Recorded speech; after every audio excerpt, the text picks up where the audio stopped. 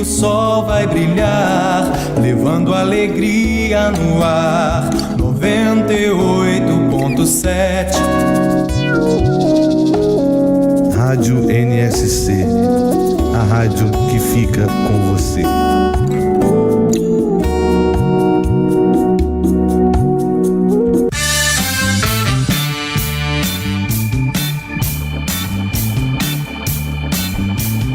Estamos iniciando mais um programa Viva a Voz Saúde, pela Rádio Nossa Senhora de Copacabana, aqui na cidade maravilhosa do Rio de Janeiro. Hoje, 21 de fevereiro de 2026, o sábado seguinte à Semana do Carnaval, e hoje o Rio de Janeiro vai estar mais uma vez em festa com o desfile das campeãs lá na Marquês de Sapucaí, que vai contar com as 6 escolas melhores classificadas dessa última disputa, a gente tem que valorizar a grande homenagem ao mestre Cissa da Viradouros, a escola muito querida aqui no Rio de Janeiro e que está se acostumando a ganhar carnaval, né? Os últimos 5 pleitos, eles ganharam 4, né? A escola tá muito firme, mas parabéns ao mestre Cissa, que curiosamente, alguns dias antes do desfile, ele se comprometeu, fez uma promessa que se a escola fosse campeã, ele pararia de fumar. Eu ontem, inclusive, editei esse trecho do programa Sem Censura. Ele foi estimulado pela apresentadora Cissa Guimarães e está lá documentado. Ele disse que vai parar de fumar. Agora vamos ver, né? Porque ganhar o carnaval às vezes é mais fácil do que parar de fumar, né? Mas hoje a gente tem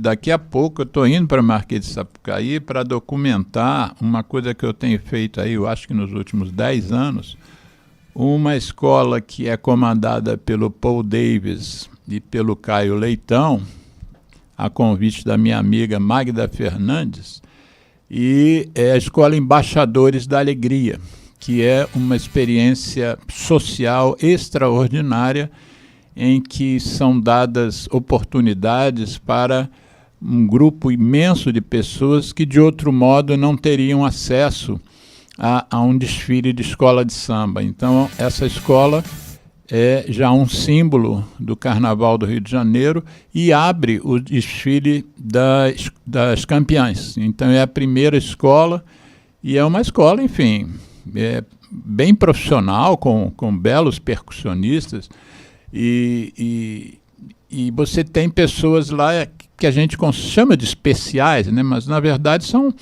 é uma variedade muito grande de pessoas. Por exemplo, tem pessoas deficientes visuais, pessoas cadeirantes, pessoas eventualmente amputadas, pessoas com algum déficit intelectual. E é uma festa, né? É uma possibilidade dessas pessoas participarem da maior festa do planeta. Então, daqui a pouco a gente vai estar lá, eu fico lá fotografando e filmando, e me dá muito prazer. Eu me lembro que nos 2 primeiros anos, eu chorava, enquanto eu estava lá fazendo imagem, eu chorava, de tanta emoção que aquilo me provocava. Mas hoje nós vamos conversar sobre um tema que aqui no programa ele vem pela primeira vez, mas ele não é um tema que eu considero muito importante. Nosso programa tem um foco principal, não exclusivo, em saúde. E nós vamos falar sobre algo não diretamente envolvido com a saúde, mas indiretamente tem tudo a ver com a saúde, que é o esporte. E no caso específico de hoje, eu trouxe um pai da matéria aqui num tema que é o judô. Nós vamos conversar com Marco Aurélio da Gama, que é mestre, doutorando na área, professor da Escola de Educação Física e Desporto da Universidade Federal do Rio de Janeiro, da UFRJ, e ele tem um currículo muito extenso. Nós não vamos aqui perder a oportunidade de fazer o programa só com o seu currículo, Mas eu queria que você, Marco Aurélio, que eu costumo chamar de Marcão, né? Nós nos conhecemos eu brinco assim que desde que Matusalém se foi, a nossa amizade começou. E é uma amizade de bairro, né? Muito gostosa, de décadas. Mas é a primeira vez que bateu essa oportunidade de você vir aqui para a gente bater esse papo. Então, para quem não te conhece, eu queria que você se apresentasse e mais ou menos explicasse para a gente o que fez. Eu pergunto isso a todos os convidados. O que fez você tomar a decisão de fazer o que você faz, né? Lá atrás, quando você era menino, adolescente, como é que isso surgiu na tua vida, esse interesse? Alexandre, boa tarde audiência. Boa tarde. Obrigado pelo convite, né? A gente que agradece. O aceite. E aí eu vou me apresentar aqui. Na verdade, a origem do meu interesse pelo esporte, pelo judô, né, é uma coisa familiar, né? Eu tinha um familiar meu que era um grande professor, Elcio Gama, do Clube Naval, enfim, Academia Elcio Gama. Era seu tio? Meu primo. Primo. Ele era o filho do irmão mais velho do meu pai. Então, uma distância de idade que o pessoal todo mundo pensava que ele era o meu tio, mas era meu primo, né? Então, ele e o meu irmão, que começou a fazer judô antes de mim, me influenciaram. Eu entrei no judô por volta de 12 anos de idade.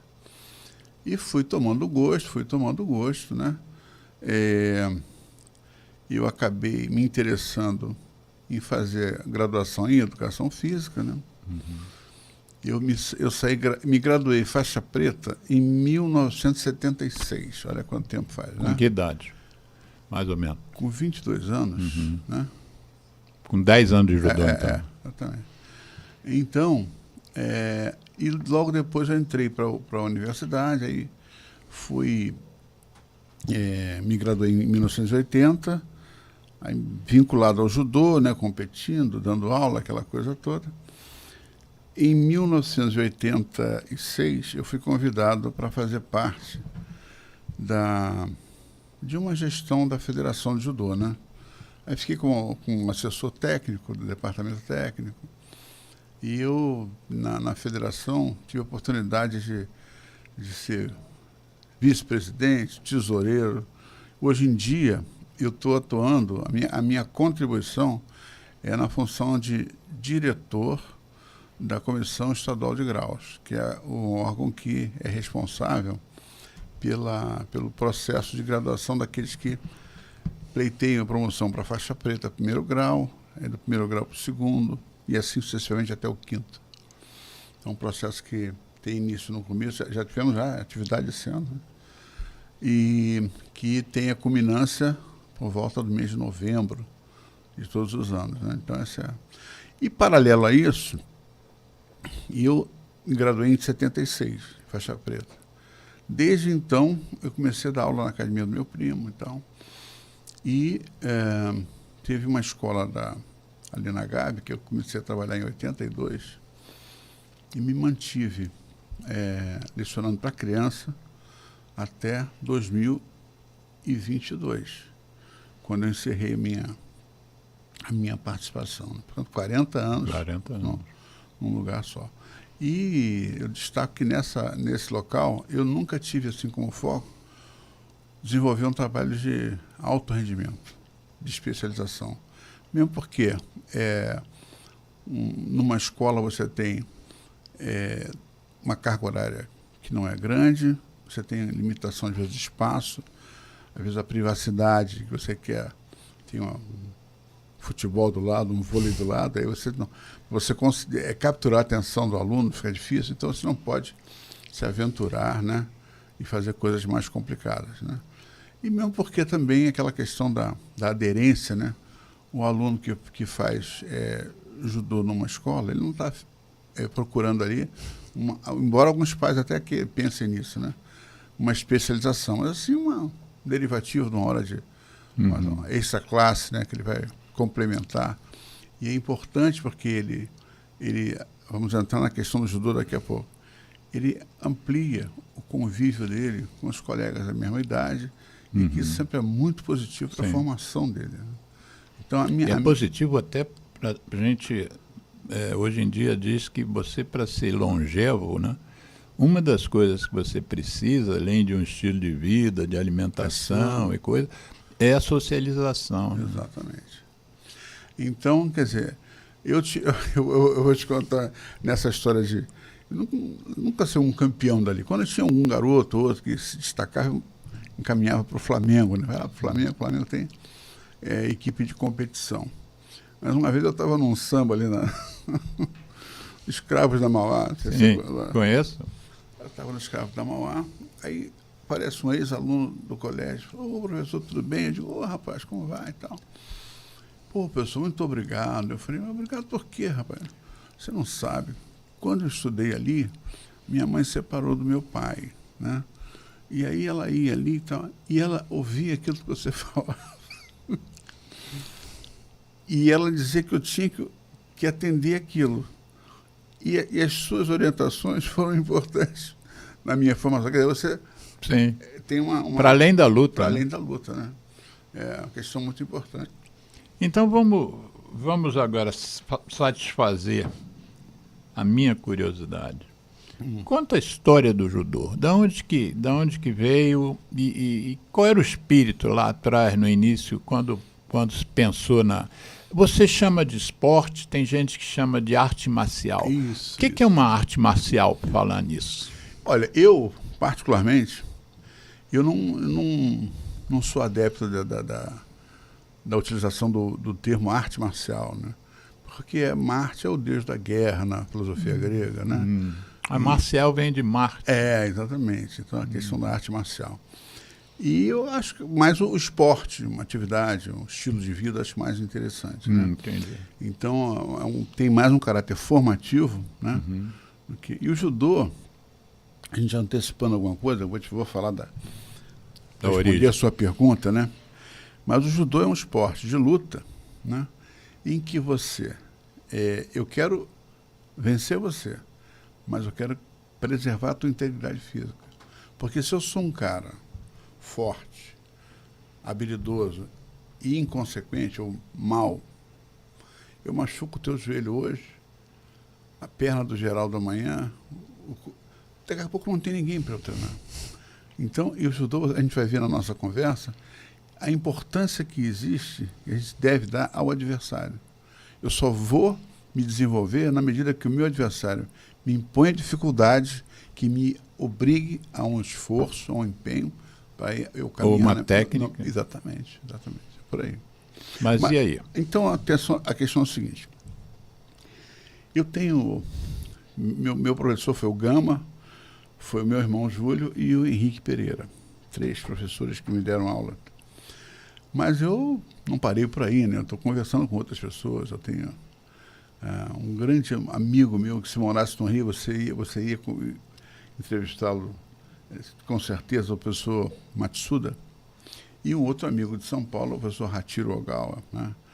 E eles conversamos sobre a criação do judô, a circunstância, aquela coisa toda. Então havia, lá no Japão, antigamente, nos anos 1000 e antigamente, né? Muitas escolas de Jujutsu.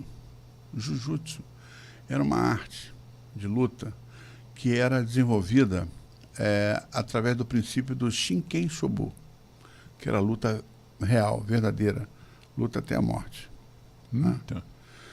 Então, havia várias escolas regidas por esse princípio, né?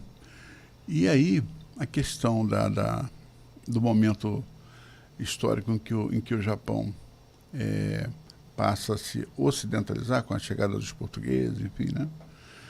Com a entrada da arma de fogo, que foi um choque, né? O cara era um craque na luta, o marinheiro. E aí o Japão passou por um período de ocidentalização vertiginosa, muito rápida, então.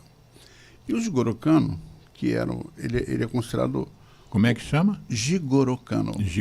Shihan Jigoro Kano. O único que é Shihan é ele, que é o mestre soberano, né?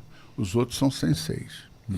Então o Jigoro Kano, ele que tinha estudado Jujutsu, acho que 1,55 m de altura, um cara leve, que não era alguém que pudesse impor nenhum temor a nenhum adversário, né? Mas muito inteligente, né? Então ele estudou com o mestre Likugo, mestre Iso, né? E esses mestres, na medida que esses mestres eles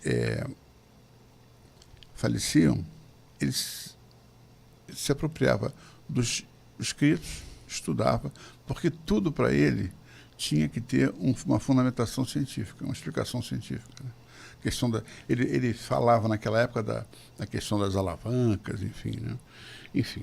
Você disse que quando ele estudava os golpes. As técnicas. As técnicas que eram usadas por essas escolas por onde ele passou. Sim. E aí a gente sabe que existem várias versões, vários livros que falam. Mas de forma resumida, a gente pode falar o seguinte. Jigoro Kano, ele deu um banho civilizatório nesse Jujutsu japonês e propôs um princípio diferente, que não o princípio do Shinken Shobu, que era a luta verdadeira, mas do Ippon Shobu, a luta por um ponto, né? Luta por um ponto. Por um ponto. Então é uma coisa simbólica, né? Eu, de repente, te projeto um ponto, ganhei, eu não te matei, você não me matou, a gente vai para casa, toma banho, né? E ele trouxe outras inovações que foram importantes, né? Por exemplo, a questão do judogi, o pessoal chama de kimono, né? Mas na verdade é o judogi. O gi é o uniforme. Judogi, uniforme do judô. Karate-gi, uniforme do karatê. Então, o judogi na cor branca, para exatamente demonstrar o asseio corporal da pessoa. De repente aquele kimono todo vermelho, de cores diferentes. O branco tem esse... Exatamente, tem esse... Né? Então, o Jigoro Kano, ele começou num local, num templo budista com 12 tatames, alguns poucos alunos, e ele preconizava que aquela questão dos desafios que eram comuns naquela época não poderiam ser aceitos pelos alunos dele, né? Então, ele até teve um desafio que levava à morte. Ou tem outros desafios? Talvez até que poderiam levar até a morte. Tá. Ele não queria que os alunos dele participassem disso. Mas teve um aluno dele, que era o mais craque lá dele, que desobedeceu, né? E fez umas estripulias por lá. E aí ele soube, fiel ao seu princípio, mas com o coração partido, expulsou esse rapaz da academia dele e tal. Aí esse cara se penitenciou, acabou voltando. E segundo relato do Hachiro, do Matsuda, quando o judô conquistou, né,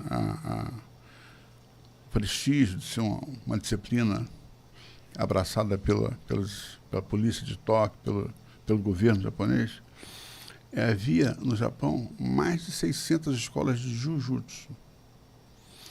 E foi realizada uma competição entre as escolas para ver qual seria a escola vencedora, e o judô saiu-se vencedor de 15 lutas, ganhou 13 e empatou 2. E tem uma narrativa aqui, né, que diz que esse Shiro Saigo, que foi esse tal que foi expulso, depois voltou, Shiro Saigo, ele enfrentou um grande oponente, né, do Jujutsu, e aplicou nele um golpe chamado Yamarashi. Como o outro não sabia cair, ele caiu, teve consequência, dizem que ele veio até a óbito como consequência disso. O resultado dessa vitória levou o judô a ser adotado como atividade da polícia de Tóquio e depois abraçado como consequência disso, depois, em 1911, abraçado pelos órgãos governamentais e passou a ser disciplina regular nas escolas. Entendeu? Todas as escolas japonesas adotam... adotaram naquela... Hoje em dia ainda existe, né? A gente vai ver quando falar do esporte forte modo, para ver que existe essa atividade como disciplina curricular, né, da escola. Então, esse banho civilizatório, né, fez com que o Jigoro Kano levasse o judô a ter prestígio no Japão, né, e depois de algum tempo ele criou uma escola chamada Kodokan, né, a escola que ensina o caminho, né. Então, Kodokan quer dizer Kodokan, a escola que ensina o caminho, né, mas sempre na questão da disciplina, da honra, da lealdade, princípios filosóficos que regiam o comportamento dentro e fora do dojo, né?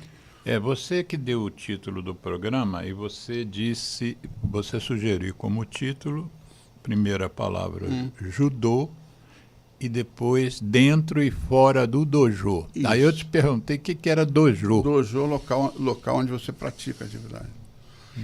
É aquela área livre e ampla, que tem uma plataforma macia, que você pode, ela é macia, mas tem uma capacidade de absorção de impacto, né? Para você poder cair, aquela coisa toda. Que a gente chama de tatame, é isso? O tatame é uma peça.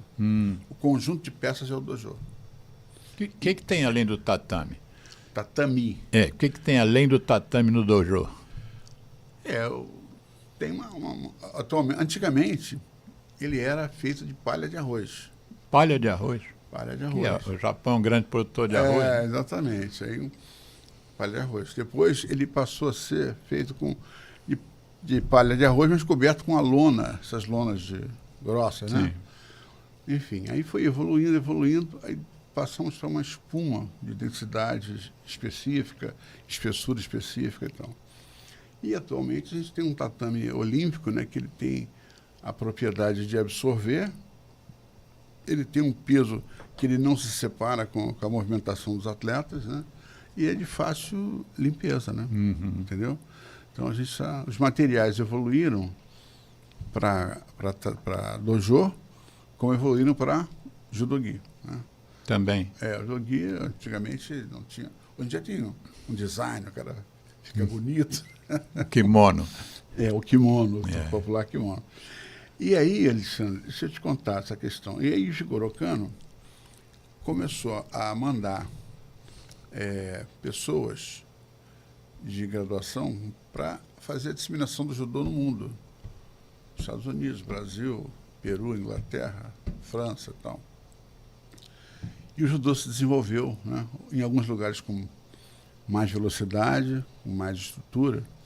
Por exemplo, né, tem um professor que foi para a França, famoso, Mikonosuke,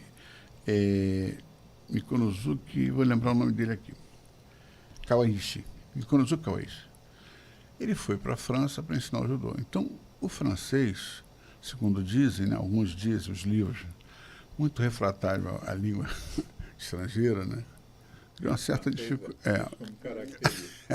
Nosso Pelé lá era Pelé. Pelé.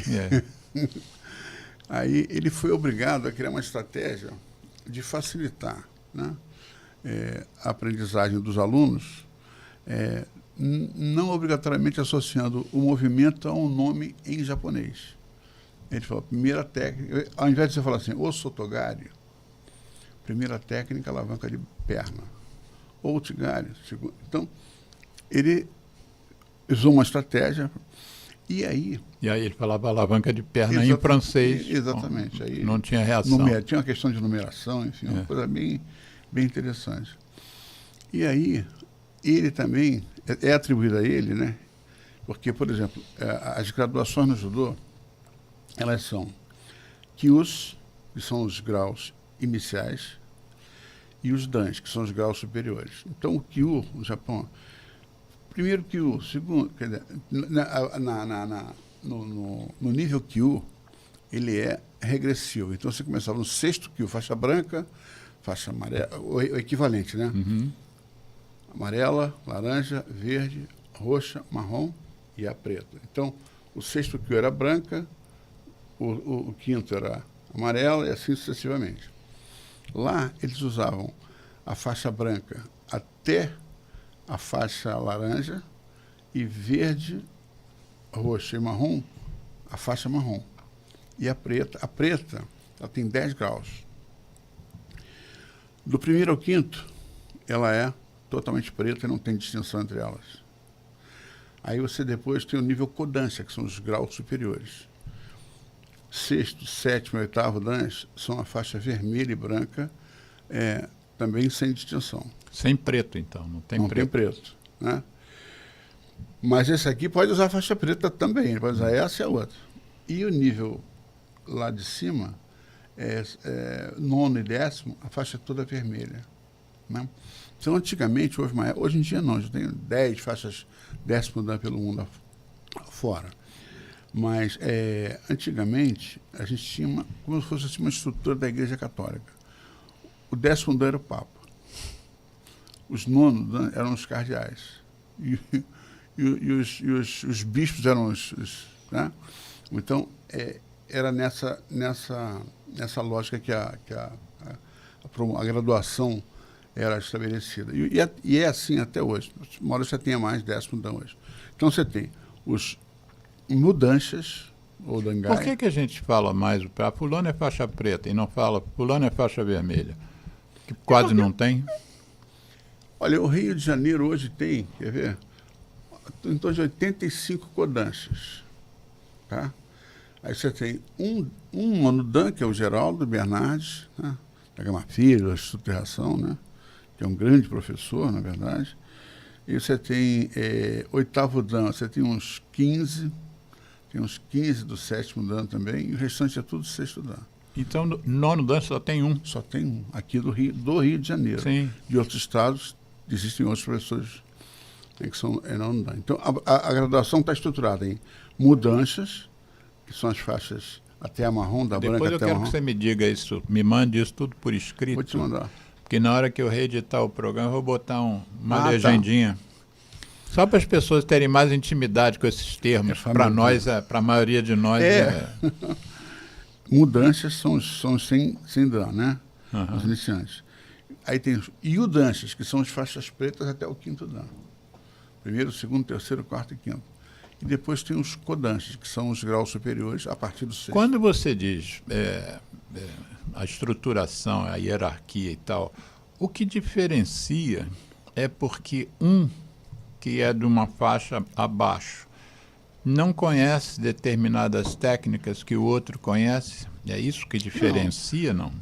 Você sabe o que acontece? Você faz exame, você é submetido a uma avaliação para promoção no judô, da marrom para o primeiro dan, o segundo, terceiro, quarto, quinto. Quando você chega no quinto dan, você não faz mais prova. Aí, a tua contribuição para o desenvolvimento do esporte, né? O teu exemplo, né? Você vai ser, na verdade, um embaixador do esporte. Faixa vermelha e branca tem que ser um exemplo, né? Inclusive, tem um código de ética, né, complicado. Se o cara fizer uma bobagem, ele perde a faixa. Não é igual no STF, não. Né? Não, tem que ter uma certa postura, entendeu? Então, a gente tem Então, o que diferencia depois de um certo momento não é mais porque eu sei um golpe que ele não sabe, não tem mais a ver com isso. Por exemplo, a pessoa pode, como é que se diz, avançar nessa graduação proferindo palestras, dando cursos, né? Sendo um dirigente, sendo um árbitro, né? Então, essa é a maneira da pessoa avançar. Você que está nessa há tantos anos, por que você... Eu sou faixa preta. Você já conhece tudo, você tem ética e tal. Por que você não... Só uma curiosidade. Por que você não é vermelho e branco? Eu sou vermelho e branco. Ah, bom. Eu sou não, porque você falou aqui... Assim, eu sou faixa preta. Eu sou faixa preta. Vocês, então, não usam esse termo de eu sou faixa vermelha e branca. Tem gente que eu para te ser sincero, eu nunca tinha ouvido falar nessa cor de faixa. É a primeira vez que eu estou ouvindo. Para mim, o máximo era a faixa preta. Você é o oitavo dan, então acima de você só tem aquele único. Tem uns ferrabras aqui do Rio que são... Mas tem um professor que eu tenho uma grande admiração por ele, que mora em Jacarepaguá, que mora no meu coração, a pessoa José Pereira, tem 98 anos. 98 anos. 98 E ainda anos. pratica arte? Não, ele não pratica. Não. A cabeça dele está ótima. Mas ele teve uma chikungunya que acabou deixando sequelas. Ele tem dificuldade de locomoção. Né? Sei. Mas eu vou almoçar com ele lá em Jacarepaguá, a gente fica, tem uma prosa. E lúcido. Lustro. Ele bota um copo de chopp assim, só para o pessoal passar e ver. Mas ele não bebe Ele nada. também é 8º dan. Ele é 8º dan, mas é muito mais antigo do que eu. Poxa vida. E voltando para o que você sugeriu de texto, para além do judô, o judô para além do dojo.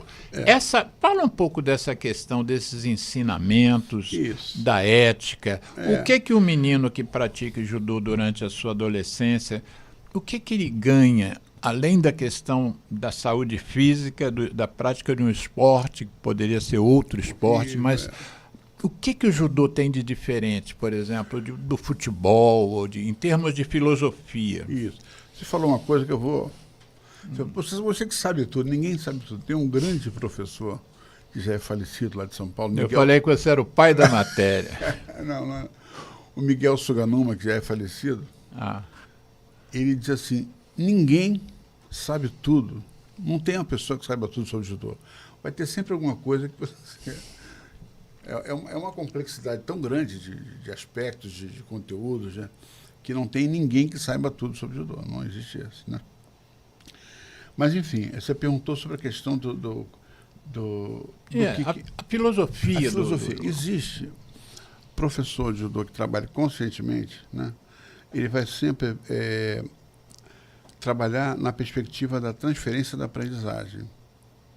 Então, aquilo que ele aprende, a gentileza, cuidado, quem sabe mais, ensina aquele que sabe menos, né? Quem sabe mais. Como diz o Geraldo, o microfone é seu amigo. É meu amigo. Mas, entendeu? Ele espera que isso seja traduzido em comportamento fora do dojo. Por exemplo, Matsuda, meu amigo lá de Macaé, ele fala assim, você vai fazer judô, vai ficar forte, vai ter um bração, para quê? Para bater nos outros na rua? Não. Você vai ficar forte, sabe por quê? Porque quando o seu pai ficar velhinho, ele vai precisar de você, porque ele pode ter necessidade de ser acompanhado por você para dar um suporte, um equilíbrio. Esse é o sentido do judô. Entendeu? Não é questão de você ficar forte. Eu vejo hoje em dia colegas meus contemporâneos, né, que estão na casa dos 60 e estão pensando que tem 20. Então começam a querer, como é que se diz? Mostrar que sabe. Eu digo, não, hoje em dia, não, olha, eu falo para você, não vou citar nomes naturalmente, mas pessoas que fizeram uma especialização muito aprofundada, foram muito fortes, muito bem. Tem um cara que era um craque do judô, foi morar na Europa. Hoje em dia, ele anda de andador, porque o efeito produzido pelo super treinamento dos membros inferiores estão levando ele hoje, que é mais novo do que eu, a uma incapacidade. O que eu fiz subir aquelas escadas, eu vou fazer para descer, ele não consegue fazer. Então, você chegou aqui no estúdio pelas escadas? Não, tô lá embaixo tem aquelas escadas. Na portaria, entendeu? Ele não faz. Então, esse é o sentido, né? Então, aí a gente pode começar a falar da questão do ensino para a criança. Então, a criança, para começar, o professor, ele tem que ser um sedutor. Sedutor em que sentido? Por exemplo, se eu sou um professor de matemática, eu vou criar estratégias pedagógicas para que aquele aluno que seja refratário à matemática passe a entender a importância da matemática e passe a gostar da matemática, né? Da geografia, enfim. No judô é a mesma coisa. Então, o aluno, às vezes, tem receio. Então, eu vou pegar esse aluno e vou trazer ele para perto de mim e vou mostrar para ele as coisas. Vou mostrar que ele não é o super-homem e vou mostrar para ele que ele não é incapaz. Vou mostrar para ele que ele pode interagir com os colegas. Ele pode ajudar e pode ser ajudado. Então, existe no judô, isso assim colocado pelos Jigoro Kano, né, uma estratégia pedagógica que é a seguinte: eu vou treinar com alguém que é mais forte e maior do que eu. Por quê? Porque eu sei que ele vai cuidar de mim. Entendeu? Por sua vez, vai ter alguém menor e mais fraco do que eu, que sabe menos do que eu. Eu vou treinar com ele, tomando cuidado para não machucá-lo. Esse é o bom professor. Né? Eu vou treinar com um igual, aí eu já podendo ter uma soltura do freio de mão, entendeu? E aí, aquilo que eu falei, quem me ajuda no meu desenvolvimento é aquele que me impõe dificuldade. Aí, de repente, eu vou a uma competição e não obtenho os resultados que eu quero. Poxa, vou ficar frustrado. Não, porque eu às vezes, na outra eu fui muito bem e nessa eu não vou. Por quê? Eu piorei? Não. Os meus adversários melhoraram. Existem termos, né, do judô, Handori, Shiai, Uchikomi, enfim. Vou começar pelo Ukemi. Vou chegar lá. Kemi. Ukemi. Ukemi. Ukemi e o Asa, técnica de amortecimento das quedas, que a gente usa esse termo no judô.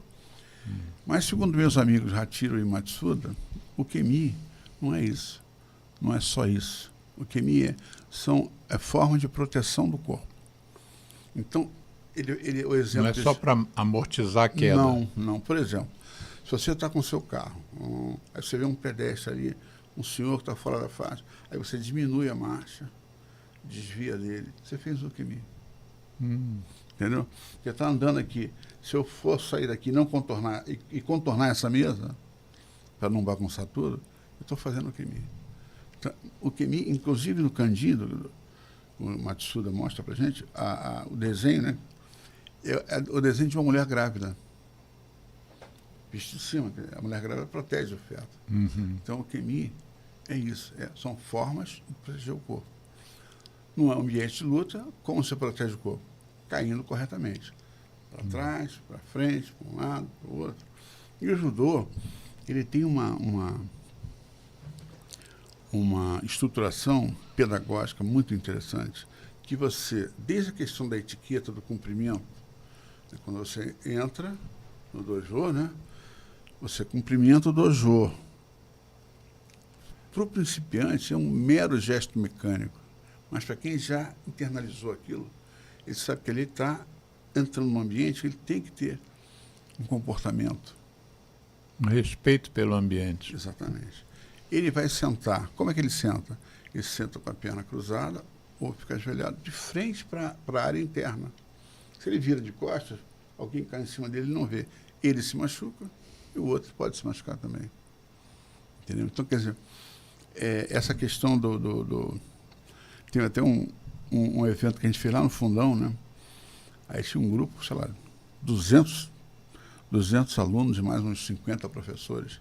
Aí veio o cônsul do Japão,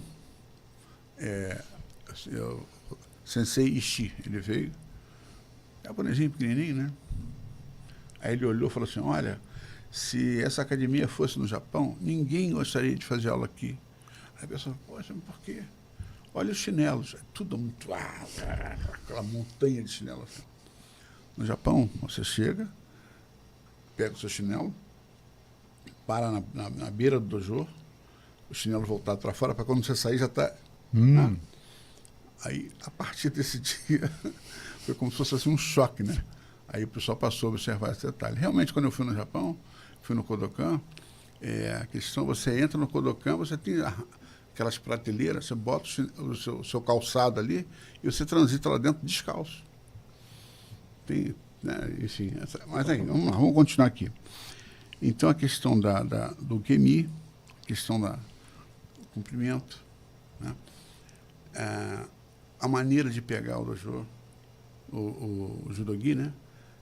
O braço, a pegada clássica, a pegada tática da luta é a inteligência do treinador que vai, né, determinar, né? Então, a pegada, a forma de andar de forma relaxada, de forma mais prudente, de forma muito prudente, né? Então, são coisas que você procura sempre ter questão do estudo da atenção muito grande, né?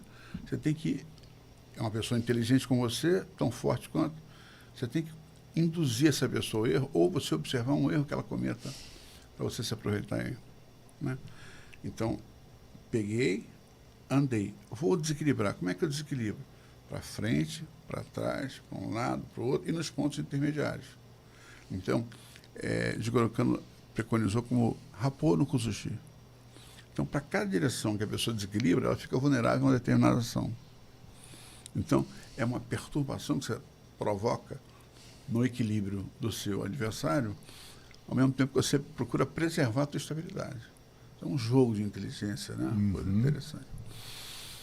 E aí você vai fazer as técnicas de repetir um golpe, um gesto esportivo várias vezes. Uma vez eu escutei uma história que o Oscar, no basquete, foi participar de uma apresentação na Itália e ele fez 200 arremessos ao cesto, acertou os 200. Por quê? Porque, de frente para a tabela, ele calibrava a força na zona morta, mais longe. Então, quer dizer, é um cara altamente especializado. Por quê? Porque ele vivenciou aquilo muitas vezes. Então, no judô tem um uchikomi, que é você repetir um gesto várias vezes, repetição sucessivas. Aí você vai calibrando a angulação do teu quadril, a força da puxada, a angulação da puxada, a direção do seu olhar, tudo isso é importante. E você tem que também ter uma outra variável, que é eu fazer um golpe no geral é uma coisa, agora fazer um golpe em você é outra. Diferença de altura, né? Então, quer dizer, tudo isso é o jogo da inteligência, né? Então, Jigoro Kano, aí você faz isso. Depois, não estou falando em projeção ainda. Tá. Aí depois eu faço uma técnica de aplicar as técnicas em deslocamento. Eu fiz parado. O ajuste é mais difícil, né? Aí depois eu faço andando e jogando. Eu vou fazendo uma progressão e a gente vai desenvolvendo uma confiança mútua. Eu confio no meu golpe e no teu rolamento, então eu te jogo. Aí depois inverte. Você me joga, eu caio. Então, quer dizer, essa questão que vai sendo desenvolvida no esporte é muito importante. Importante quando se fala de criança, dimensionar. Primeiro, escolher as técnicas. Tem técnicas que você tem que ter um domínio do corpo que uma criança não tem, né? A corporeidade da criança de 8 anos não é de um cara de 18, né?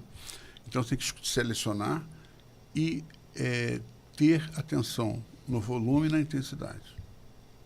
Entendeu? Então, e tem uma questão que eu quero achar muito central aqui. O Randori é o treino livre. Digamos, o Vasco vai jogar. Então, chega o titular, reserva, joga ali. Se for 10-0, mas ali tem o impedimento, tem a lateral, tem o pênalti, tem tudo, né? Então, o Randori é isso. Agora, o jogo no Maracanã, ou no Engenhão, ou na Barreira, é outra coisa. Se bobear, o adversário leva, né? Então, o similar ao jogo na oficial é o Shiai. O pessoal fala, o que é o Shiai? Luta de competição.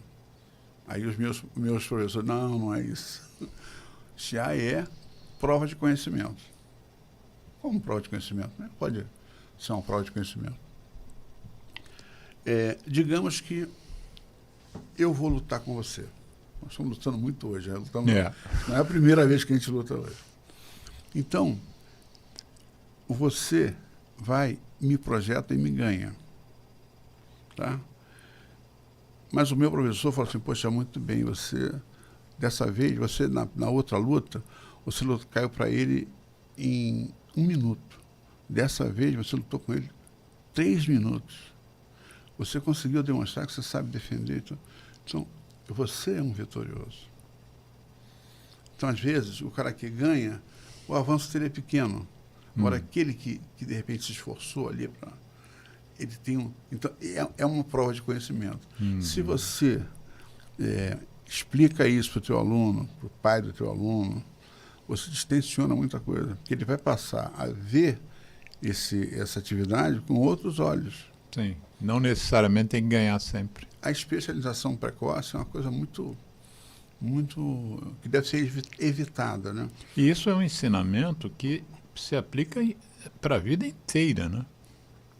Mas, infelizmente, a gente vê, como se diria, esses fatos assim, não muito pedagógicos acontecendo. Você vê a criança, eu te dou tanto se você ganhar a luta. Entendeu? Você vê uma criança em idade de formação ser submetida a um processo totalmente equivocado para perda de peso. Quer dizer, uma coisa totalmente... Criança. E o que você faz com a criança? Antigamente, a gente via muitos professores. Você é o professor que dá, digamos assim, o Sotogari muito bem. Então você contaminava todos os seus alunos para darem o Sotogari, aplicarem, aprenderem, porque isso era uma marca registrada tua. Eu fazia... Do professor. Do professor. De repente, o tipo físico, a velocidade era para outra técnica. Então, qual é a grande... O que eu acredito que seja grande? É você dar uma grande variedade de prática para o aluno escolher. E que ele se adapta mais. Que é igual ao sistema nervoso. O sistema nervoso encontra o caminho, né?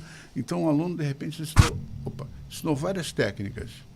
Mas teve uma que você não percebeu, mas ele se adaptou melhor àquela. Então, é ali que ele vai... Né? Então, quer dizer, são coisas que a gente... Quando falando em técnica, quando você falou daquele inicial que pegou os cadernos dos mestres antigos... Jigoro Kano Sensei. Isso. Aquilo que tinha no caderno eram os golpes, as técnicas. Dos golpes. Ele, inclusive, fez o seguinte. Eu falei para você que ele fez um processo civilizatório. Né? Foi. O que ele fez? Aqueles golpes que tinham muito a ver com o Shinken Shobu, luta verdadeira, ele tirou do judô. Ele só deixou permanecer no judô as técnicas que podiam ser vivenciadas entre pai e filho, entre amigos. Entendeu? Então é nesse sentido que ele fez o estudo dele.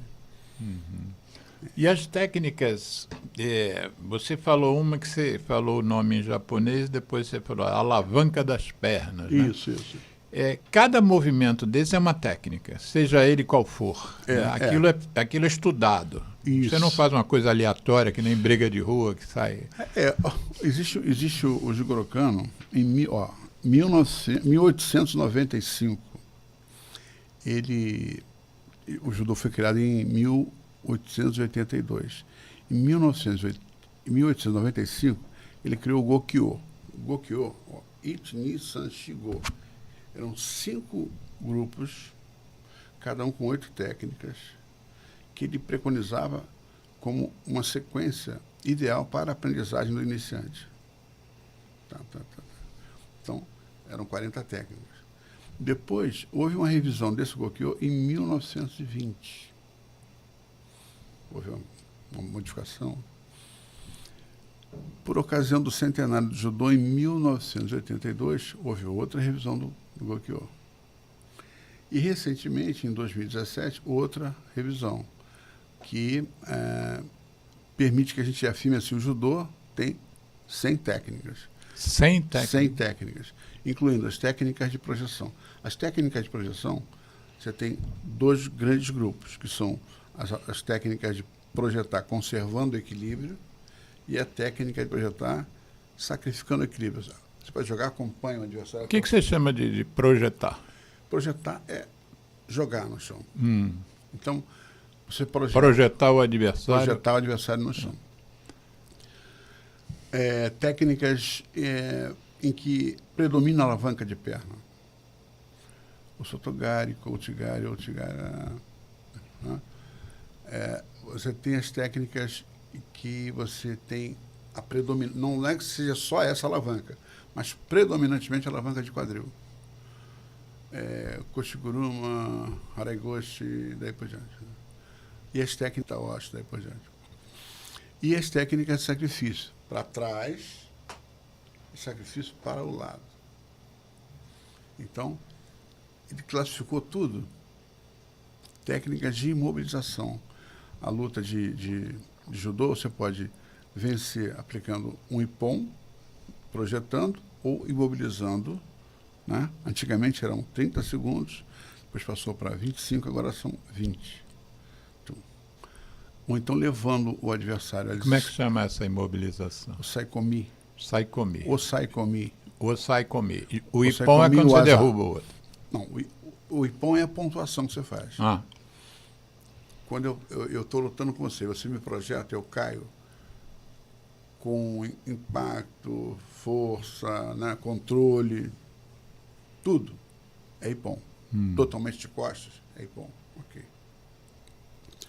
Quando você me mobiliza, você me jogou, aí não deu ipom, deu vazare, aí já comi, aí terminou o tempo, vazare é vazare de ipom. Já tinha um vazare, mas não, entendeu? entendi. Isso pode acontecer nessa situação. Agora, existem 2 tipos de técnicas que você completa, aplica, levando o adversário à desistência, que são o estrangulamento e... Que ele bate no tatame. O ideal é bater no corpo do cara. No tatame. Aí a pessoa já... E a luxação, que é um setsu asa, né? Então, inclusive, a gente, no judô, a gente não permite, por exemplo, pelo menos em competição, que menores de 15 anos ou menos apliquem estrangulamento e chave de braço. Por quê?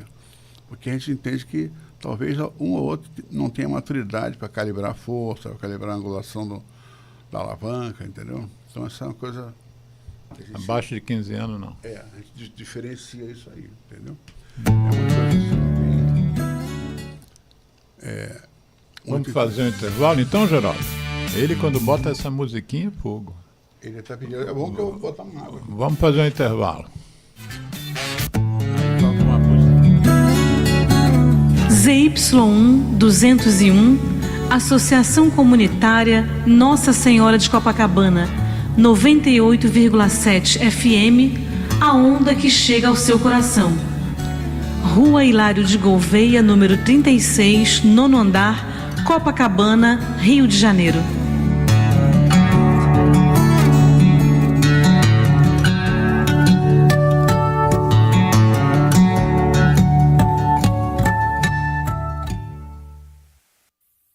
Eu me chamo Tony Garrido, junto de Vange Souza, a gente convida a dizer não ao cigarro, não ao tabaco.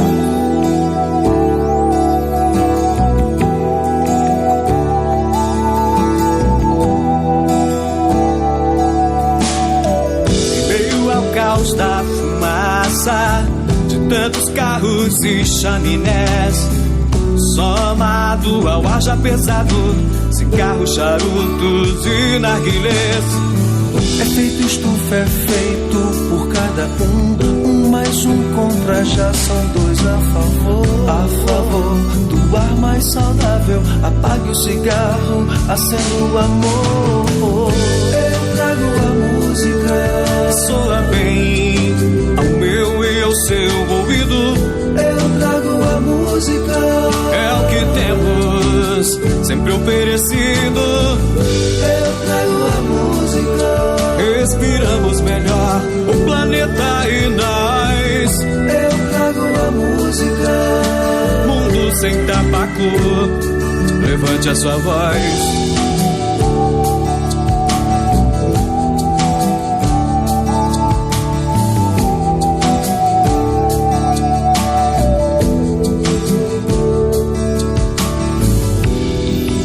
Eu trago a música, soa bem ao meu e ao seu ouvido.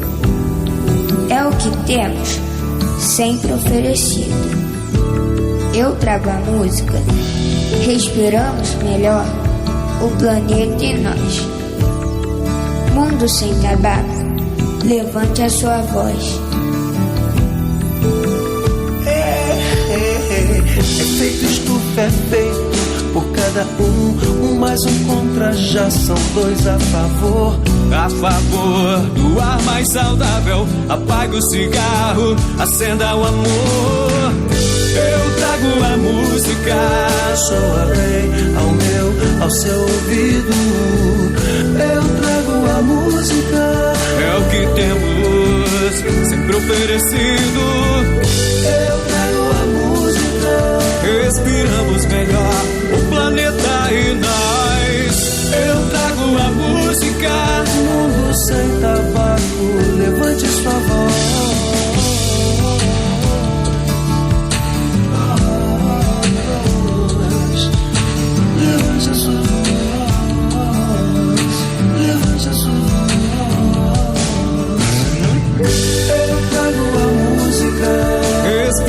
cuidamos melhor o planeta e nós. Eu trago a música. Mundo sem tabaco, levante a sua voz. Eu me chamo Vange Souza, junto de Tony Garrido, a gente te convidou a dizer não ao cigarro, não ao tabaco.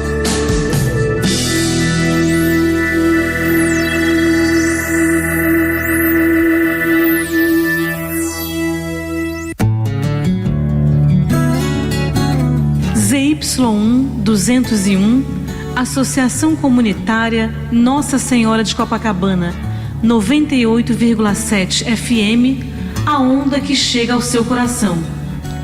Rua Hilário de Gouveia, número 36, 9º andar, Copacabana, Rio de Janeiro.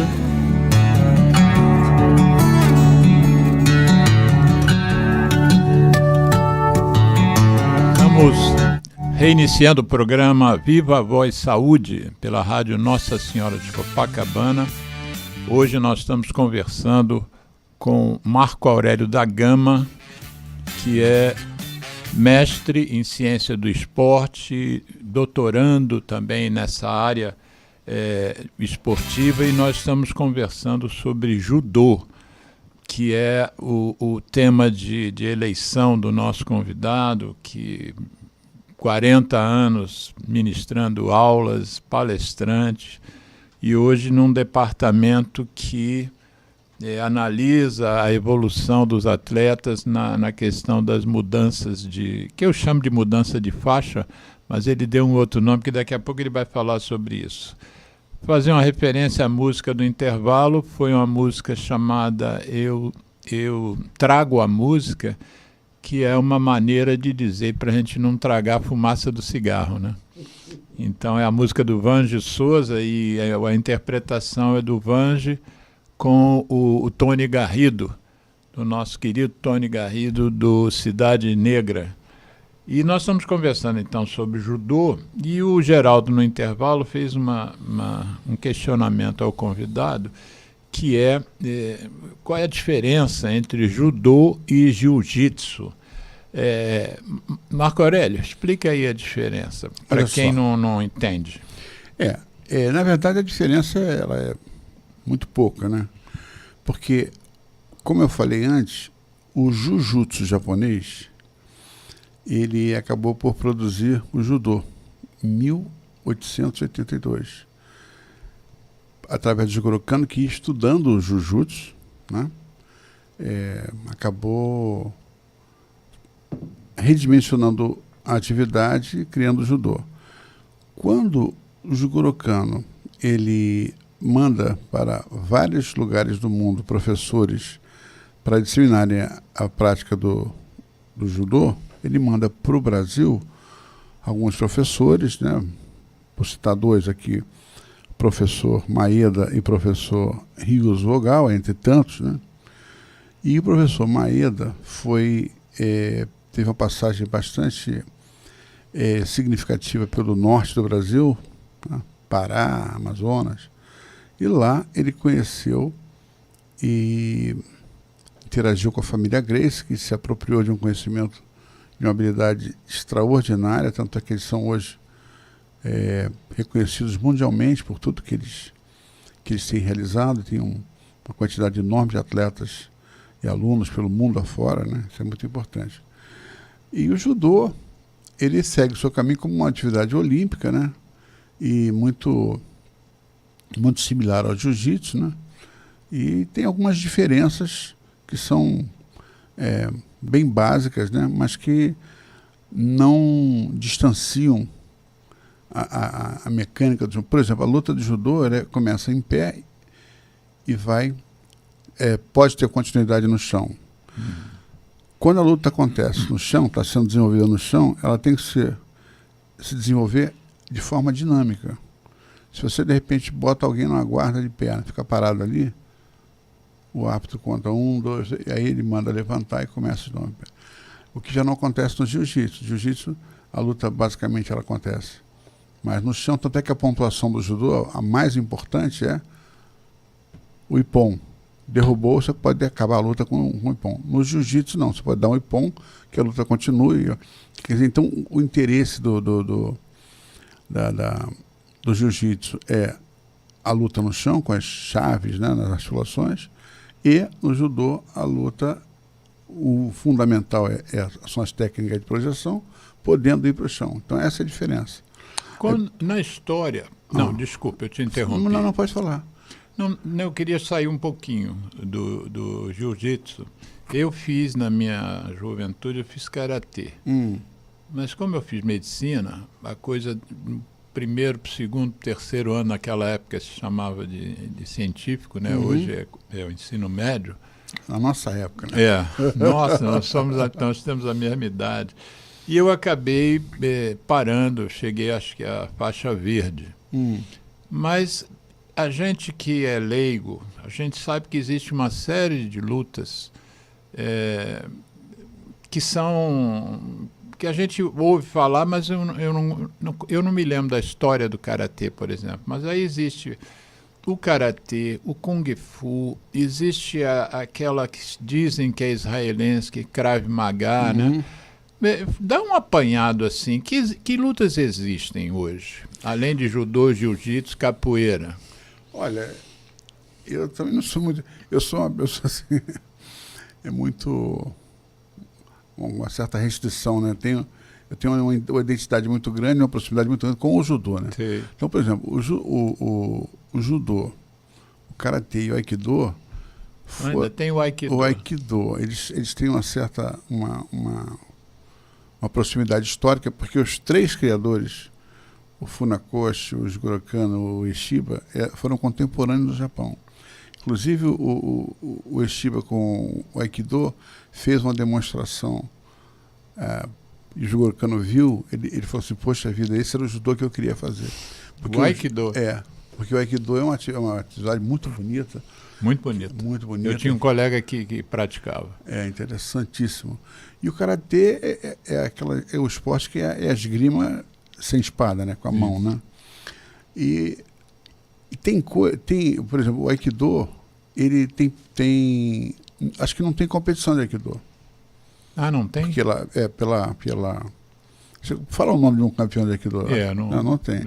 Porque é a atividade que se presta mais aquele objetivo de defesa, né? Inclusive o Steve Seagal é um precursor dessa coisa, né? É graduado também na história. O Krav Maga, por exemplo. Krav Maga não tem competição, porque o negócio é furar olho, quebrar a costela. Então, o esporte, ele tem uma regra, e ele tem que ter uma questão de convívio, de civilizatório nele, né? Então, o jiu-jitsu tem, o judô tem, o karatê tem. Agora, o que acontece? O judô, ele tem uma característica muito importante, que o judô não tem estilo, é só o judô. Você pode ter até uma dissidência de administração, tem uma liga aqui, uma liga ali, mas o nome do golpe que você dá é como se fosse assim, a tabela periódica dos elementos da química. Tungstênio, berílio, né? Tudo tem o mesmo peso atômico em qualquer lugar do mundo, né? Sim. Então, se você falar na Tanzânia, no Canadá, ou na Arábia Saudita, ou Sotogari é o Sotogari. Então, tem esporte que tem vários estilos. Eu me lembro uma vez, vou abrir um parênteses aqui, né? Lá na Escola de Educação Física, o professor de capoeira, poxa, antes dos Jogos Olímpicos de 2004, o Rio estava candidatíssimo, né? E aí o Nussmann foi fazer uma visita. Nussmann? Que era o presidente da CBV. Comitê Olímpico. Do Comitê Olímpico. Aí o professor cercou Nussmann, poxa, capoeira, Jogos Olímpicos no Brasil, vamos botar como um esporte olímpico de demonstração, né?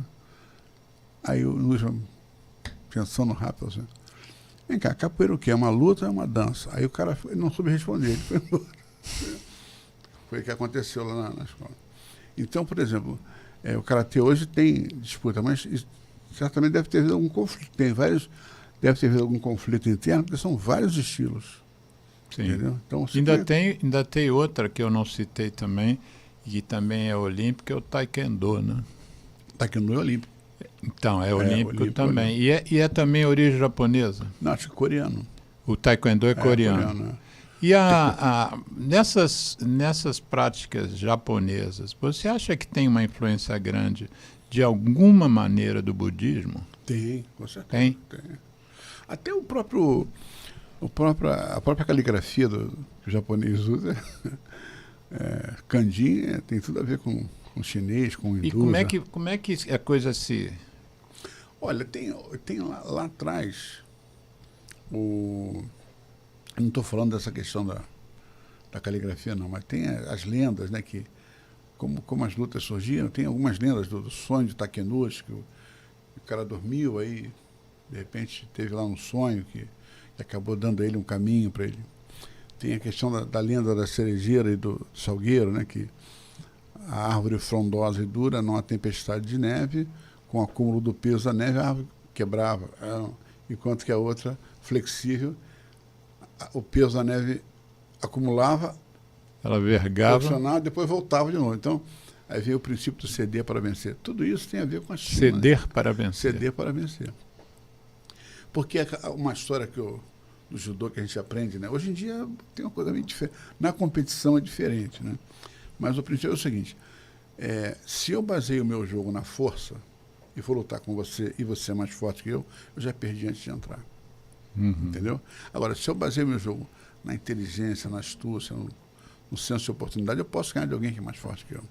Entendi. Esse é o sentido, entendeu? Quais são os nomes hoje que a gente tem?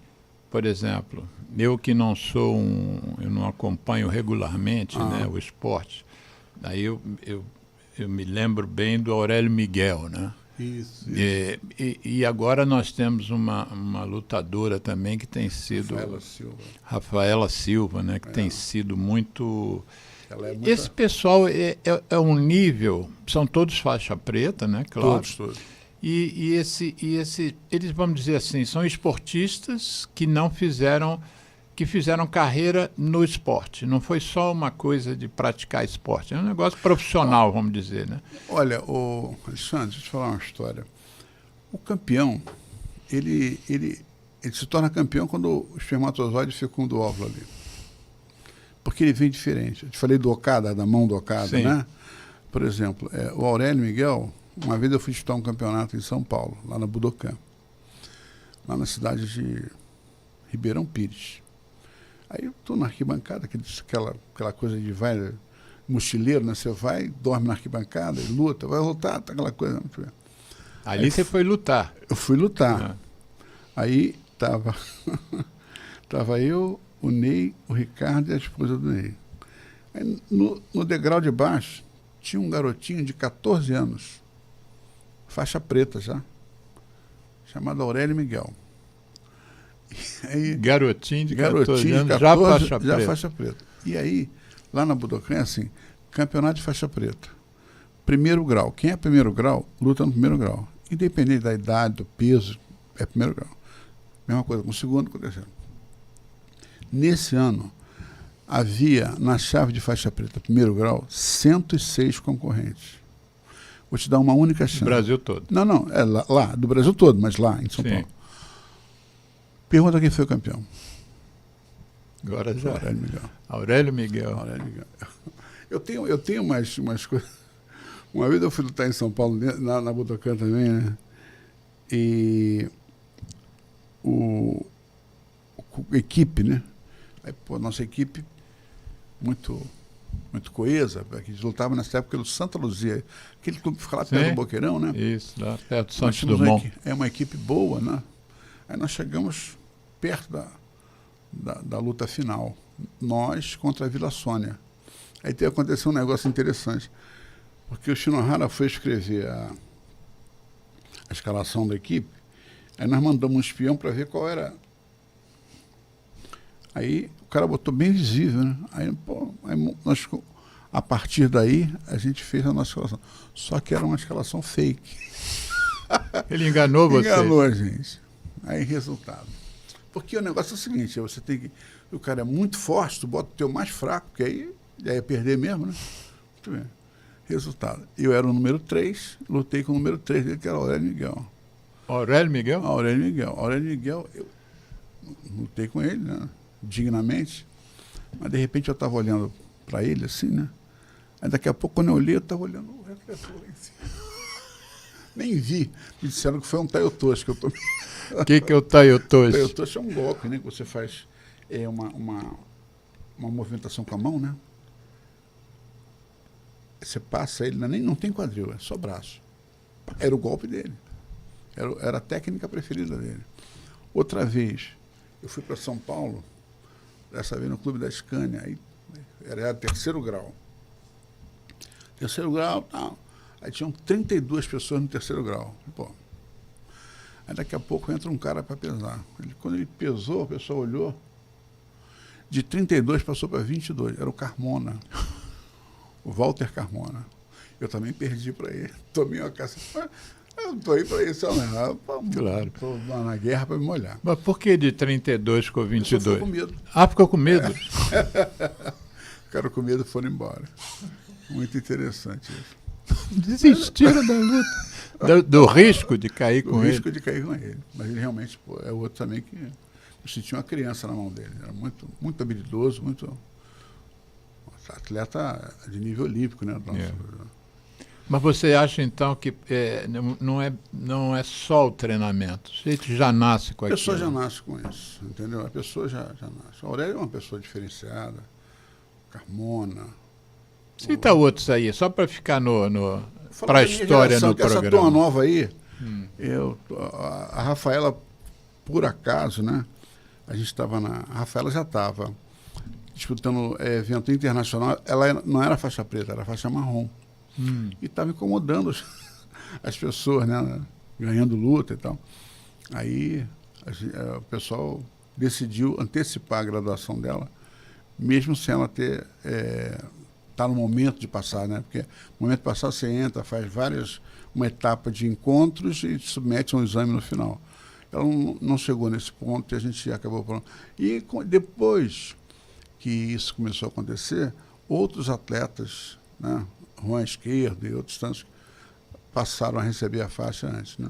Mas eu destaco assim, ó. Tem os caras que são... Essa geração agora eu não estou muito acompanhando, mas... Thiago Camilo, lembro dele. Flávio Canto. Luciano, entendeu? Honorato.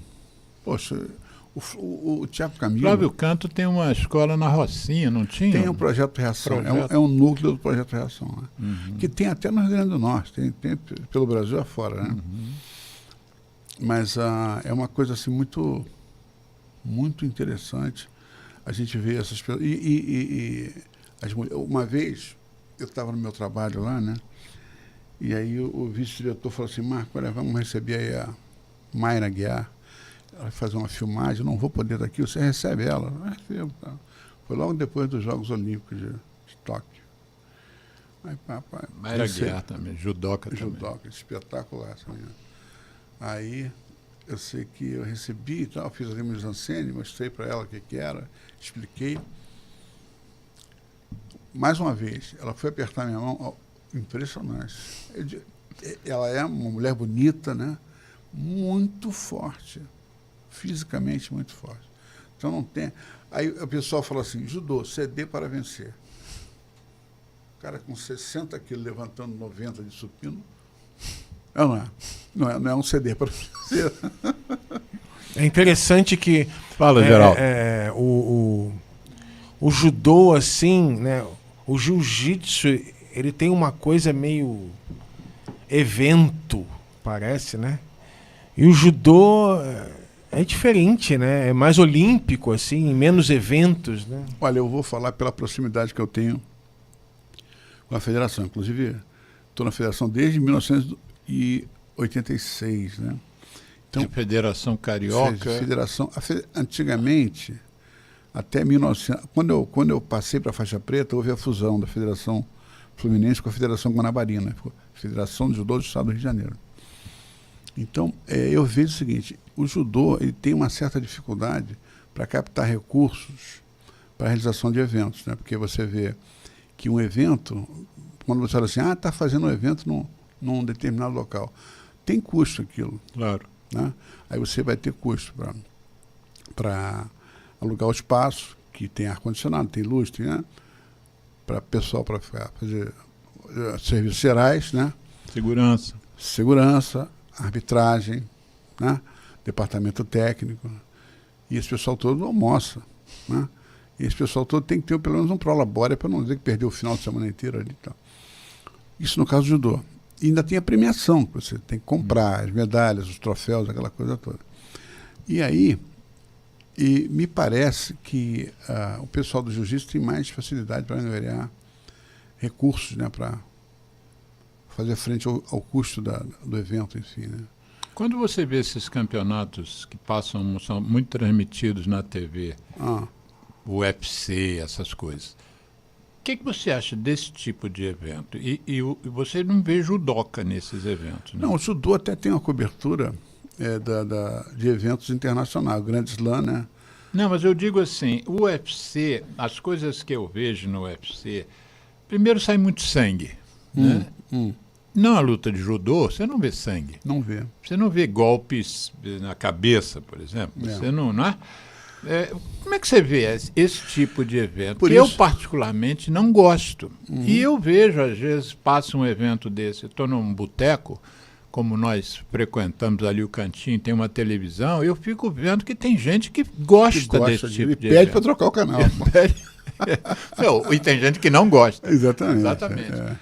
Como é que você vê isso? Eu vejo assim, eu já te falei que eu até hoje, estou com 70, nunca vi nenhuma luta de UFC. Nunca vi? Não vejo. Não vejo porque não me interessa.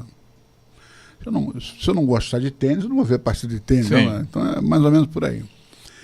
E, por exemplo, no judô, acontece eventualmente de alguém sangrar e tal. Quando um atleta, o árbitro chama o atendimento médico, a câmera, ela obrigatoriamente muda de foco. O plano é outro. Não mostra o sangue, não mostra o atendimento, não mostra nada. Para não haver nenhuma associação do esporte com alguma coisa que seja assim. Entendi. Embora o esporte de alto rendimento, a gente tem que falar, né? E não só o judô, mas o esporte de alto rendimento não é saúde, né? Você começa a ver os ex-atletas, que falei do um que era campeoníssimo, que está andando com andador, aí um que parou porque operou o ombro, operou o joelho. De repente, alguém que não faça com tanta intensidade, não ganha medalha, mas pelo menos tem uma mobilidade, né? Aquela coisa. Até o fim da vida. Interessante isso, né? O esporte de alto rendimento não é saúde. Não é saúde. É um esporte assimétrico, é um esporte que gera tensões psicológicas, né? Físicas. A pessoa muitas vezes vai buscando uma mobilidade social, né? Você não é igual o Ronaldinho, né? Jogador de futebol, não. Mas quando eu fui ao Japão em 2014, eu não sei dizer quem era, mas tinha alguém que naquele momento estava ganhando R$90 mil por mês. Agora, nesse esporte existe uma sazonalidade, né? Quando tem um evento, ele ganha. O evento acabou. Então é uma coisa assim meio... O retorno que o judô dá não é o retorno que o futebol dá, que o tênis dá, uma coisa assim. Não é um retorno financeiro. Não. Ninguém vai ter esperança de mobilidade social, porque não vai ter mesmo. Né? Quando você deu aula para não sei quantas crianças já e adolescentes em escolas, né? Isso. Se você tivesse que dizer algo para os pais e sugerisse que eles experimentassem, oferecessem para os filhos a experiência de algumas aulas de judô, quais seriam os benefícios que você apontaria para esses pais e que os filhos poderiam ter se praticassem judô, mesmo que não fosse com o objetivo de competição, de ganhar dinheiro e nem de grande prestígio social? A questão é o convívio social, né? A questão de você fazer uma autodescoberta, né? Porque tem umas frases do judô que eu até botei aqui para a gente, até vou aproveitar agora, não botei isso. de bobeira aqui, né? Então, assim, conhecer-se, o Jigoro Kano que cunhou essas frases, né? Conhecer-se é dominar-se, dominar-se é triunfar.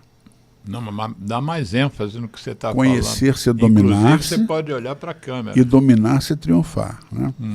Então, por exemplo, se eu estou vendo que eu tenho dificuldade para direcionar minha atenção para um determinado objeto, uma situação de luta, eu sei que é isso que eu tenho que trabalhar, né?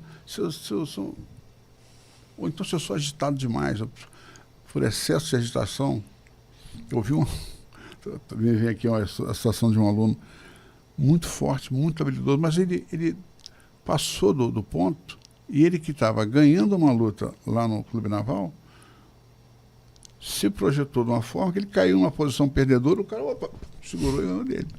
Então, quer dizer, essa questão de conhecer-se a dominar-se, dominar-se a triunfar, é uma coisa muito importante. Existe aqui uma que eu acho a melhor de todas, que é assim, o judoca não se aperfeiçoa para lutar. Ele luta para se aperfeiçoar. Então a luta, as lutas que ele vai acumulando, a experiência, poxa. Por exemplo, a primeira vez que eu fui a São Paulo lutar no Budokan, eu entrei no ginásio, vi aquele monte de japonês, falei, caramba, fiquei assim, né?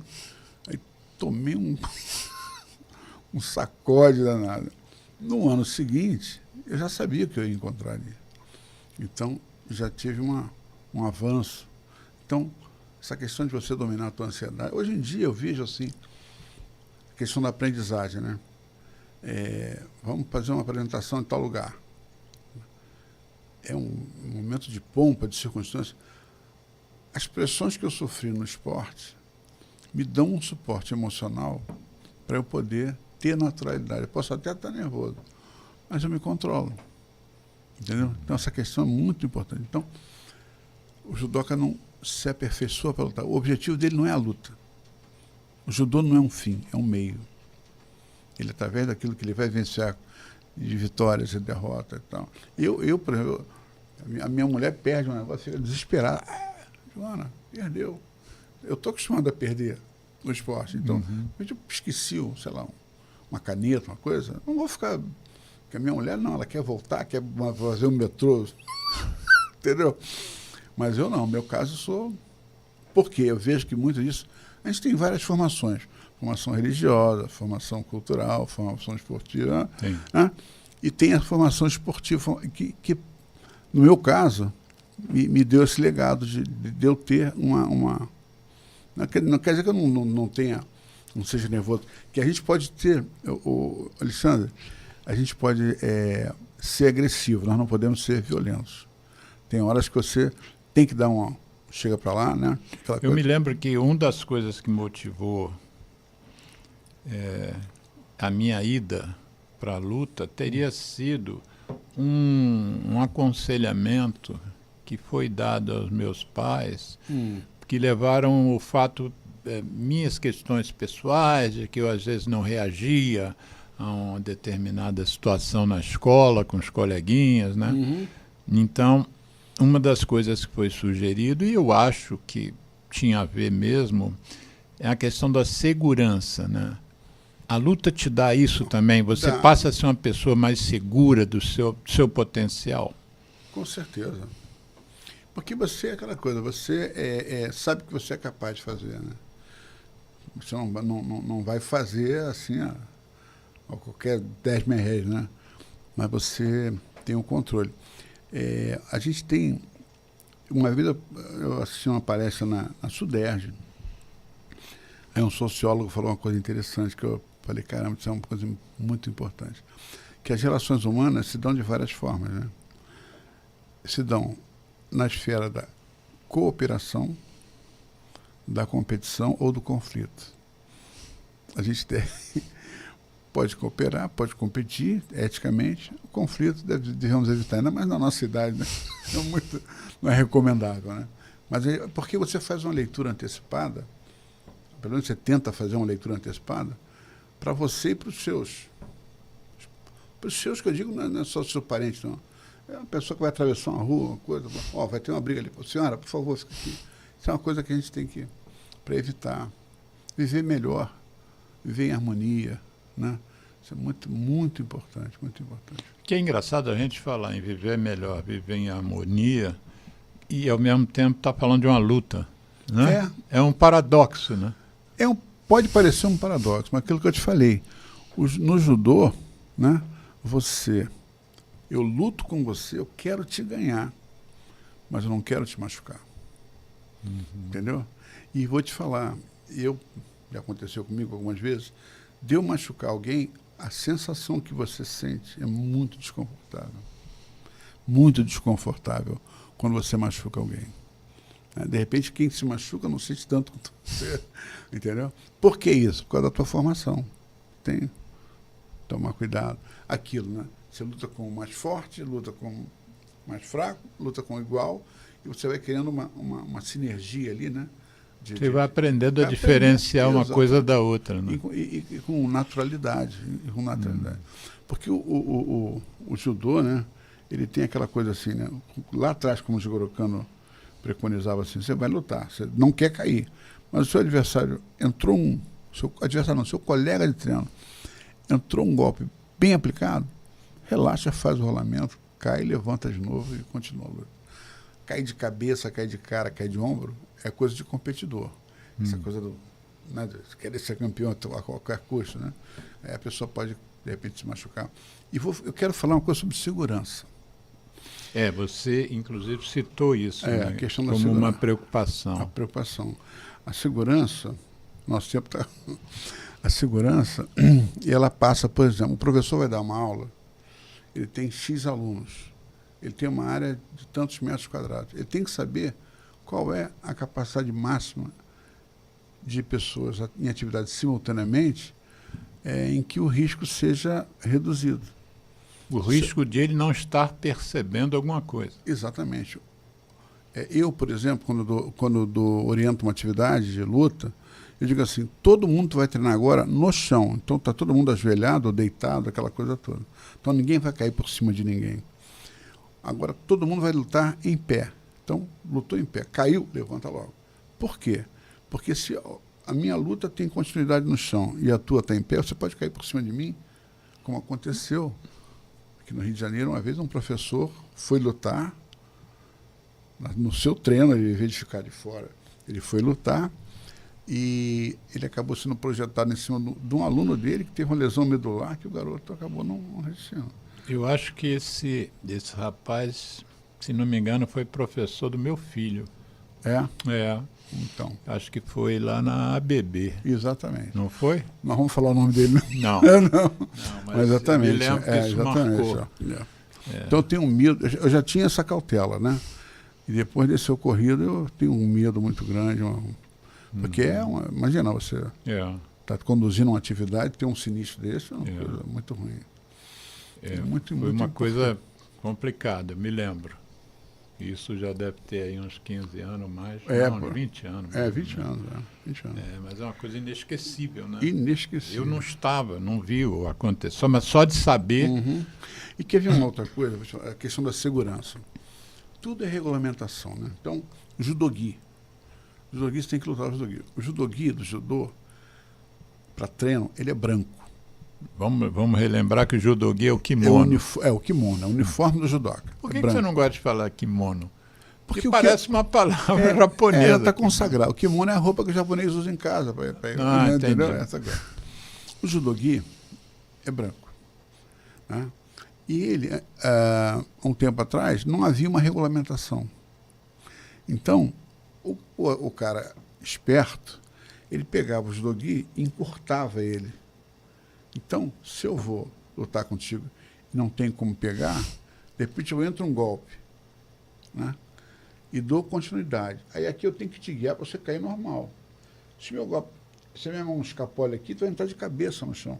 Então começou a haver muita lesão. E aí foi sendo problema, porque a regra do judô muda toda hora no interesse da segurança, né?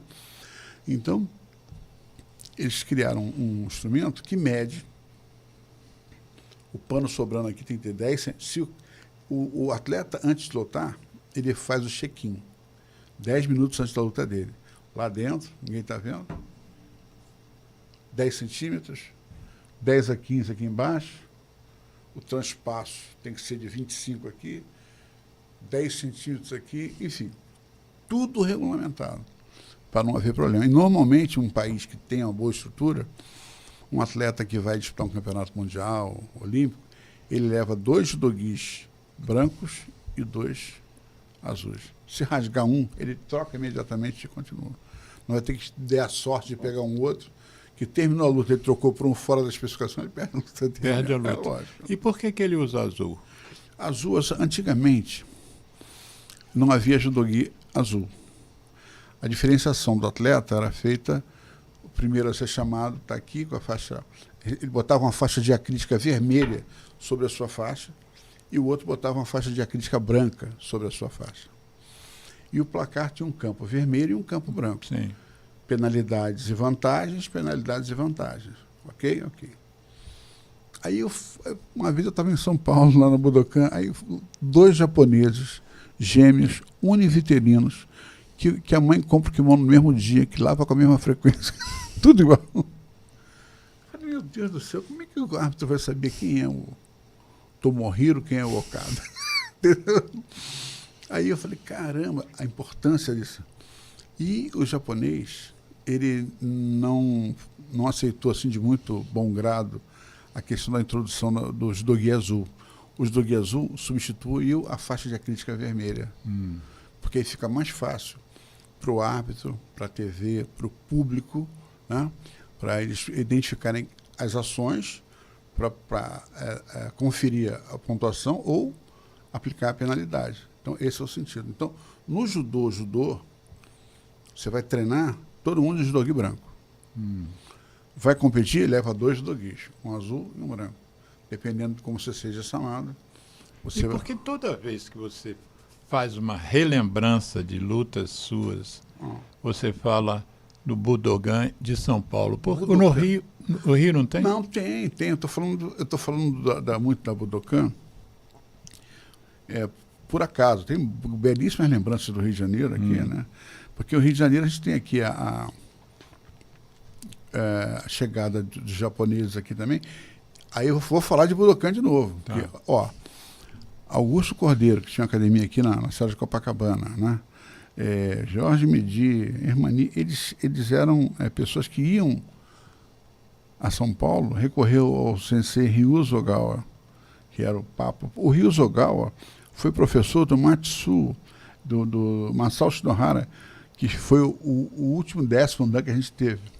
Professor dos irmãos Omura, do Aurélio Miguel, do filho dele, Jun, né? Então, antigamente, essa questão da promoção de dan não era feita no Rio. Os professores antigos, mais antigos, os meus mestres, iam a São Paulo para fazer os exames, sob a batuta do mestre Ryuzo Ogawa. Então, a importância do Ryuzo Ogawa é que me leva a, de forma recorrente, citar a Budokan, entendeu? Nesse sentido. Agora, o Rio de Janeiro teve assim, grandes... Eu estou curioso até de assistir uma competição. Onde é que tem competição de judô no Rio? De judô tem competição Hoje está havendo competição lá no Parque Olímpico. No Parque Olímpico? Parque Olímpico. Lá é o quê? O Maracanã do judô? A gente consegue o espaço lá com a prefeitura e tal. É o melhor espaço para uma competição hoje? Hoje é. O Rio tem o Miesmo, né, que a prefeitura parece que é questão de... Miesmo é Campo Grande? Campo Grande, No bairro de Campo Grande. No bairro de Campo Grande.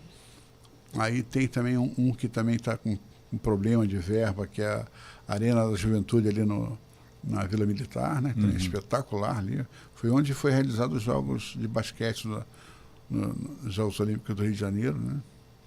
Aí tem as arenas olímpicas. E como é que as pessoas que tiverem interesse podem ficar sabendo onde é que tem? Porque então, no jornal não aparece nada. Estou te falando, é que ele perguntou sobre...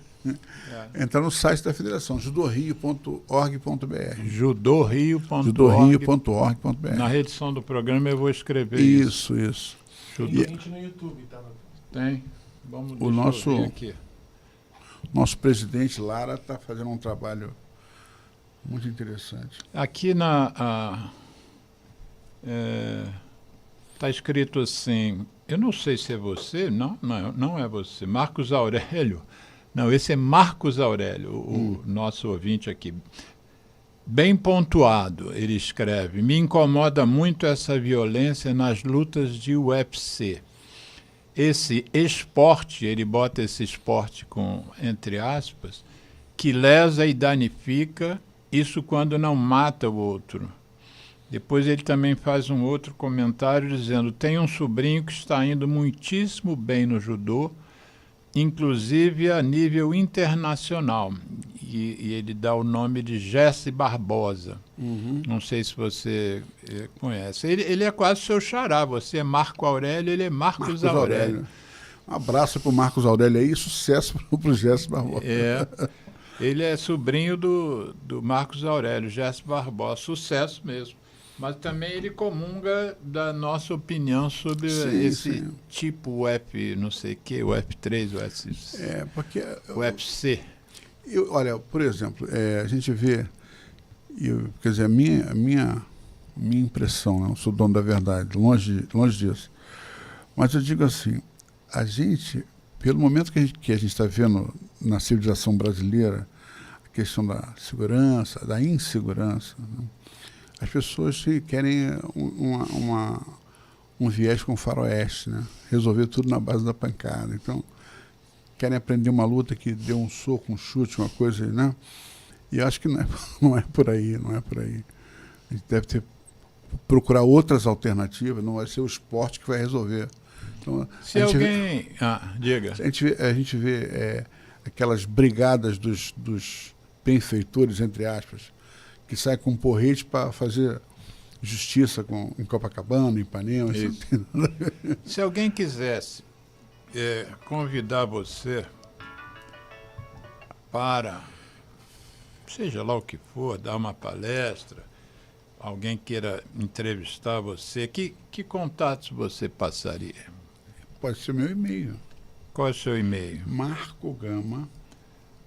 O nome do convidado é Marco Aurélio da Gama, mas o e-mail é Marco Gama, tudo junto, sem ponto, sem nada. Aí bota F de feliz, D de dia, @gmail.com. Isso aqui quer dizer o quê? Escola de Educação Física e Desportos, né? Perspicaz, não é porque eu escrevi o seu currículo, eu estou com ele na cabeça. Gmail.com no final. Então eu vou repetir, Marco Gama, F de farinha, D de dado. Gmail.com. Você citou o seu Instagram, que é... Qual é o seu Instagram? Marco Aurélio Judô. Tudo junto também, sem ponto, sem nada, sem acento.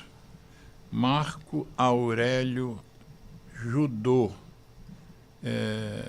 Então temos aí dois arroba, né, na frente.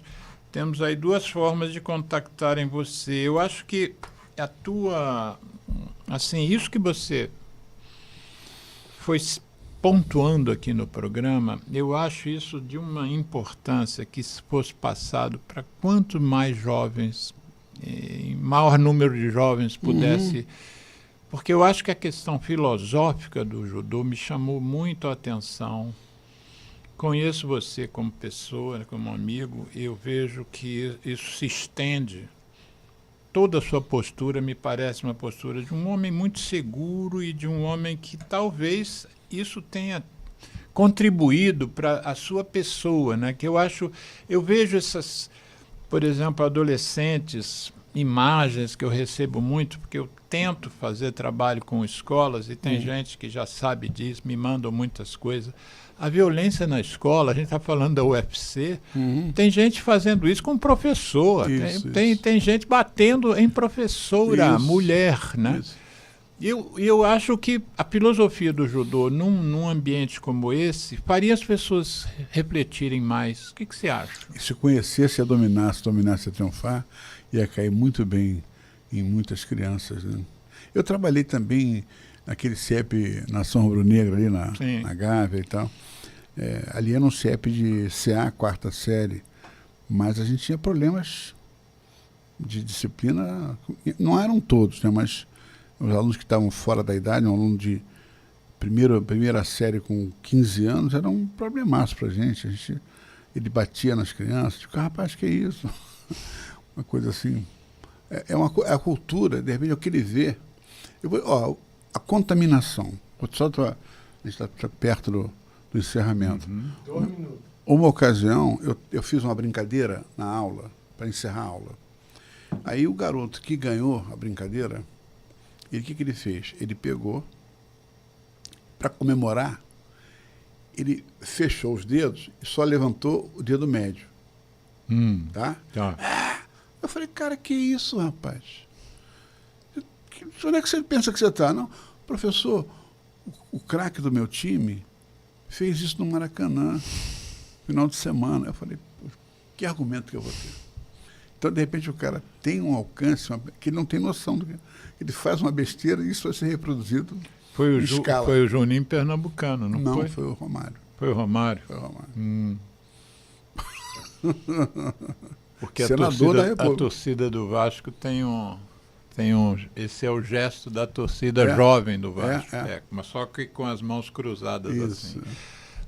Marco Aurélio da Gama, foi um prazer imenso ter você aqui. Aprendi muito. Vou tentar até, se você puder me orientar para um livro, até quero aprofundar mais esse meu conhecimento do judô. Vou te cobrar esses nomes todos que você citou aqui para a gente tentar botar isso no texto. E você vai encerrar o programa, tem 30 segundos para sugerir aos pais que botem os filhos para fazer uma experiência no judô. 30 segundos para acabar. Olha, eu vou encerrar o programa primeiro agradecendo o convite, né? Um prazer estar aqui. Você realmente falou que passa muito rápido, realmente passou rápido.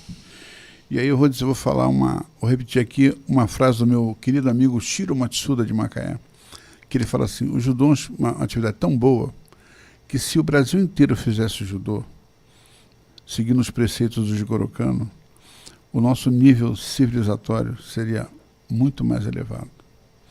Então, que o judô cresça na preferência da população, que a gente vai sentir os efeitos, com certeza.